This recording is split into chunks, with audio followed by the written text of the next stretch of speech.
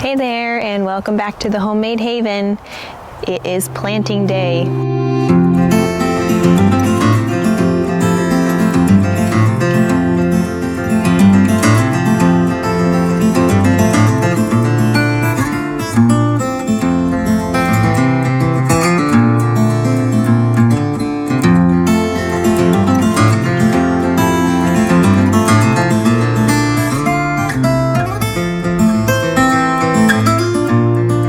So excited. We've been waiting for this day for weeks. We live in Zone 8 of the USDA zone map. So our last frost date was the first week of April, which is when I tend to like to get stuff into the ground. But those of you who have been following us know we've been building a house and trying to establish a brand new homestead. So we were not ready 4 weeks ago, but we are in the first week of May and our beds are finally ready for planting. So we're excited to take you guys along and show you exactly how we're doing it. So over the past couple weeks, as I've been dreaming about getting into this garden and actually planting it, I went ahead and did a layout, which I'm sure you probably can't see great on the screen, but I drew out all 14 of our garden boxes, which we're only planting in 12 currently because 2 of our beds are going to be in the way of some tree work that we're having done. But once they get in place, I know what I'm planting in there. So I have all 14 beds and I have squared them off into 2 square foot sections. I like to give my plants plenty of room. Most things need about a square foot per plant depending on what you're planting. But this just gives me a good layout of the exact amount of room that I want to put in between each plant and how many items I'm putting per bed. So this is a good roadmap for me as I'm getting in here. I know exactly where I'm putting what in each bed because as you can see there are quite a lot of them. So this will help keep me on track. So as you saw in one of our previous videos, we've been working really hard to get this soil ready for planting. I wasn't exactly thrilled with the way the topsoil was looking after our first layering, so we went back and added a few things. So go check out that video if you want to see exactly how we prep these beds for planting in today. As I'm planting, I'm going to go ahead and add a little bit more of this Dr. Earth's tomato vegetable herb fertilizer. This is an organic blend. It's not a hot compost fertilizer, so you don't have to worry about it burning your plants or anything. So as I'm digging out each area, I plan to add a little bit of this to give it a little bit more nutrition. Okay, so I've got my map here, got my seeds, got some starts over here, got my helper. Where's my helper? Got my helper. Let's get to work. So first bed we're going to start with is one of our herb beds, and most of these are already started and in little pots, so we're just going to kind of set it where we tentatively are going to plant it, and then get whatever seeds we need to fill in those spots, and then once we have it laid out and are happy with the layout, we'll go ahead and start planting.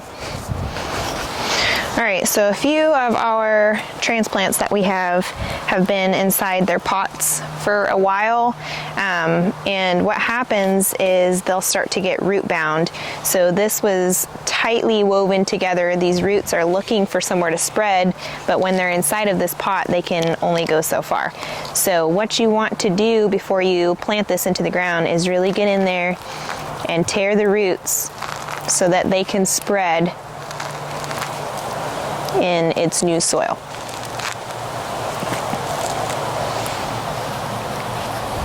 The first plant is basil. Basil! Yeah, lucky me. Isn't this peppermint lovely? I love how it creeps down like this. We've always had like the mojito mint variety, which grow more bushy and up, but this is more of a creeper. And it just smells so good. It's beautiful. We're actually giving this peppermint extra space on this side of the bed because its natural instinct is to take over everything. So we're going to allow it this whole side, which is like a 4x2 space, to just keep growing in this area.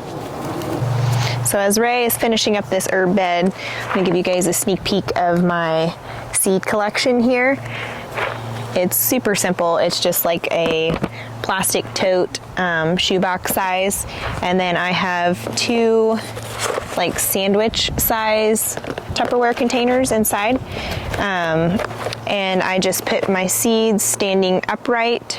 Some of them are a little tall, so I lay them sideways, but then I went back with some index cards and basically just alphabetized with these little tabs so that they're easy to get to. So if I want to plant pumpkins, I just flip right to it, and that's gonna have my pumpkin seeds right inside.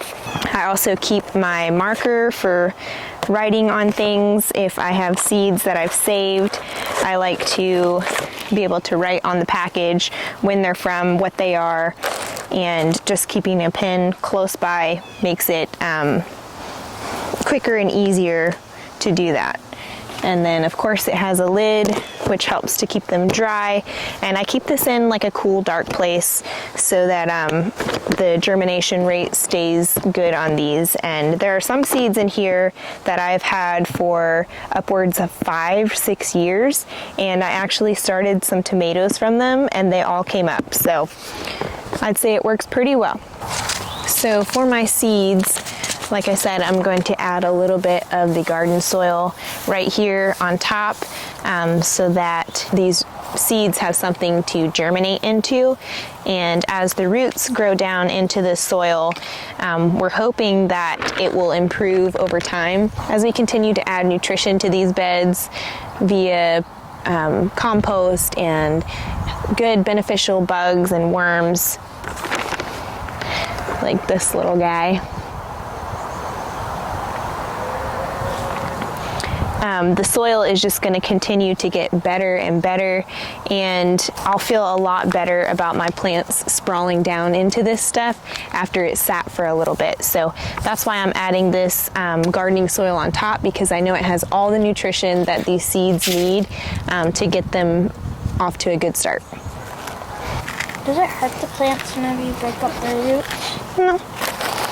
It's good for them because then they have the opportunity to stretch. See how it kind of looks like it's 3 plants all together? Yeah.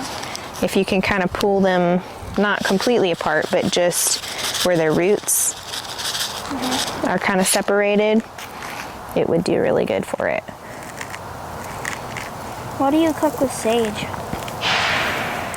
It's most often used for sausage. Or can you use it for other things? Yeah. I put it on chicken or steak. Cool. Just kind of a savory flavor.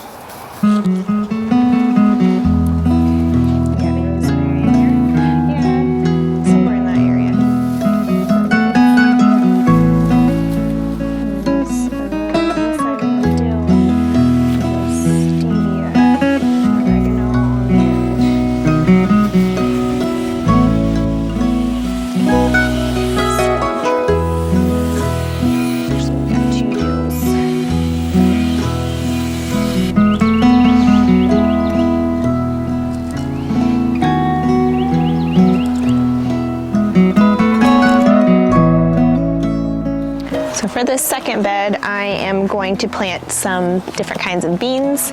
I've got my bush bean variety on that side over there, which are a green lima bean, and then on this side I'm doing a long row of rattlesnake green beans. These are our favorite variety of green beans, and they are a pole bean, meaning that they're going to grow up and need a trellis to help support them. So the plan is to have an arch trellis that goes from this bed to the bed beside it so that it's an archway tunnel. We did that at our last property and really loved that for picking green beans. It's really easy to just walk inside and pick them from around the trellis, not have to bend over or dig through too much. So that's the plan on this bed as well. So for the bush beans, I gave each one about a 10 to 12 inch perimeter around each seed because they're going to bush and take up more space. For these pole beans, they don't take up a lot of ground space, so I'm going to plant them very close together, like 2 inches apart from one another.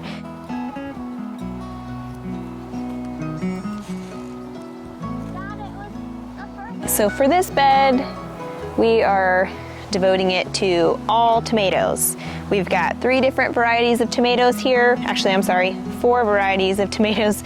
We've got some Amish paste tomatoes, which are great for storing long-term, for canning, freezing, making sauces, pastes, that sort of thing. Then we are doing some Cherokee tomatoes, which are my personal favorite for just eating with a salad or by themselves. Sometimes we make tomato sandwiches. If you're from the South, you know all about it.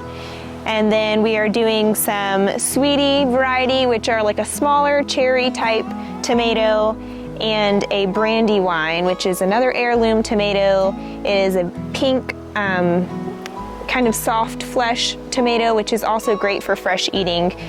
All of these tomatoes are going to need some sort of trellis, which we have not quite narrowed down how we want to do this just yet. We are putting 11 tomatoes in this bed, so we're gonna have to figure out something pretty quick. So if you guys have any good ideas for how to trellis tomatoes, let us know. So for this bed, we are doing only watermelon, and we're only doing 1 variety because their vines take up a lot of space. So we're devoting an entire bed to 4 watermelon vines. That might even be too much for this 4x8 bed. If it's starting to look that way, we'll prune and adjust how we need to. But we're going with a moon-spotted watermelon. They have a very bright red flesh to them and are supposed to be super sweet. And they just look really pretty. So I hope that they grow well for us this year. So for this bed, we are doing some miniature pumpkins. Our dogs have gotten really spoiled and require some pumpkin on top of their dinner every night. So it was one of those things when we were trying to decide what we were going to plant, what kind of stuff we actually use a lot of, what makes sense for us to plant. Pumpkins ended up being on that list because we're buying canned pumpkin several times a month from the grocery store. So the goal is to grow enough pumpkin to put up for our canine friends and maybe a little bit more for Thanksgiving as well. So we started several things from seeds back in February, I want to say, and we ended up having an extended cold season, which is kind of unlike our area to have. So a lot of our seedlings were very stunted, if they even came up at all. So we only made out with a couple of cucumbers in the 1 variety, and then our tomatoes, and that was really it that came up as far as our seedlings go. So that's why we're planting a lot of seeds into the garden at this point, which I'd rather have transplants, but you know, it's okay. We have a really long growing season. We can grow well into October, even November, as long as our frosts stay off like they normally do. All right, so the last bed that we did, we planted some jalapeno peppers and some more okra. We're kind of in a race to beat a storm that's rolling in currently. It's gotten really dark really fast, and the goal was to get the stuff in the gardens before it started raining. We didn't come out today during the day because it was too hot, and so that's why we're here in the evening, and now the rain is trying to come in, which is really great after you plant a garden to have a good rainwater to water it all in. But it's not great for planting in. So we're trying to dodge the lightning and get this stuff in the soil and ready to go so we can pack up and get out of here. So it is the next day, and last night was a little chaotic. It got really dark really fast, and we actually planted some things in the wrong spot, wrong boxes, so we were scrambling, trying to get things where they actually belonged, and trying to do it with the light of a cell phone flashlight, and trying to beat the storm before it came in. And turns out that it didn't really rain that much. It just was dark and thundering and lightning a little bit. But I'm back today, and I'm gonna finish planting a couple seeds. There was a few things that I did not have in my seed stash that I had to pick up this morning.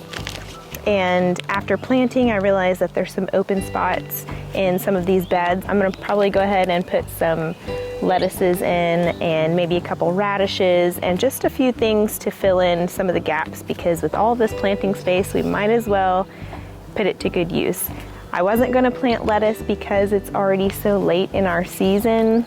Lettuce usually does better in the early spring, but I'm gonna try and get a few harvests off of it before it starts to bolt and get bitter in the heat of the summer. So let's finish up planting these beds. We're going to put our drip lines back where they belong, and then we're going to cover them with our hay mulch to keep them good and protected from the heat of the sun. So to put this drip line back in place, what I'm doing is pulling the main line as far to the end as I can and securing it, and then I'm just taking each line and hugging up as close to what I've planted as possible. We really want this to saturate the roots every time it comes on. So in this bed I've planted 4 pumpkins, which are kind of catty cornered. So we've got one there, one in the middle, then one on this side, and one in between those in a line. We're just gonna pull these lines right over where the pumpkins should sprout at. And then here in the middle, I came through and added a long line of lettuce. So we're gonna hug these 2 close to this line. And initially, to get the seeds sprouting, probably gonna have to do some watering can watering or water hose, whichever, to get them good and saturated, because they need water from the top and all sides to get the seeds sprouting. And these irrigation lines are only going to water where they're touching. So to get them germinated and sprouted, we'll probably have to do a watering from the top a few times, which it looks like we've got a lot of rain in the forecast for the next couple days. So that will be great for the garden, not so great for moving, as we do plan to move this weekend, finally. But you gotta roll with the punches and just do what you can. So that's what we're gonna do. So one unfortunate part of adding life to your beds as far as bugs and ecosystems go, you could be bringing in some bugs that are not so beneficial to your garden, and apparently that's what happened overnight. We just planted these last night with you guys. These are our tomato starts, and I came out today and found 3 of them wilted and laying over. So once I uncovered their roots, I saw that the stems had some of it eaten out already. I'm assuming it was probably centipedes, maybe roly-polies, something of that sort, because there was a lot of that in this composted hay that we brought in. Unfortunately, the ones that were already wilted and really sad, they're not going to make it, so I threw them out. I did check the roots and stems on a few of these other ones that still look pretty good, and there are some bite holes on them as well, but they still look good and strong for now. And the good thing about tomatoes is the entire stalk of the plant can actually turn to roots. So what I've done is came in and mounded the soil up around the stems as high as I can go, and I'm just gonna have to keep them super saturated, because that will encourage the roots to grow, and hopefully we can save the ones that already have some bite holes on them. They'll just keep rooting and maybe won't be such a big deal. But if so, I have saved some other ones in pots still. I'll just hang on to them for a week or 2 just to make sure that we don't need to use those instead.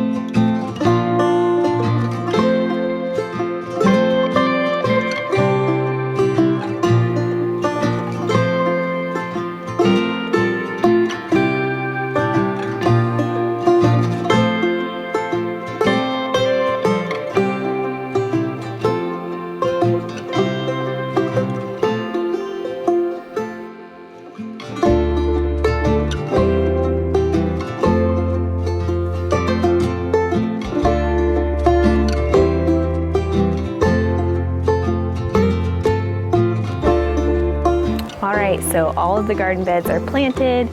Our irrigation is back in place. We've got our hay straw mulching on top, and that's it. This garden is done. Let's do a quick aerial view tour to show you exactly what we did out here.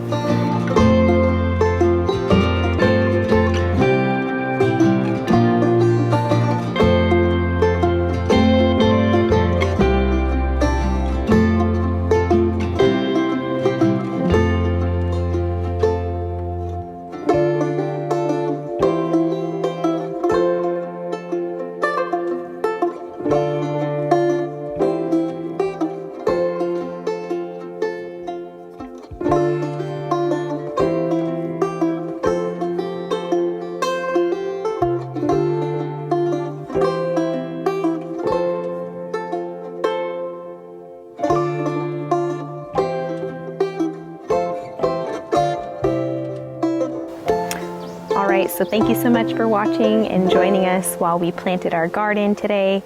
We hope that you've seen our other videos to see the progress of this garden, where we built the beds, where we filled the beds, and stay tuned for more because there is more to do in this garden, believe it or not. We've got some fencing to add around it and some other beautification things. We've got those trees that still need to come out surrounding the garden so we can finish planting our other beds. So there's a few more things left to do, but the majority is done, and I feel like we can maybe take a week off and kind of relax a little bit while we're trying to move into the new house. So be sure to come back and see us on the next video to keep up on the progress that's being made here at the Homemade Haven. We'll see you guys next time. Bye. And your live action.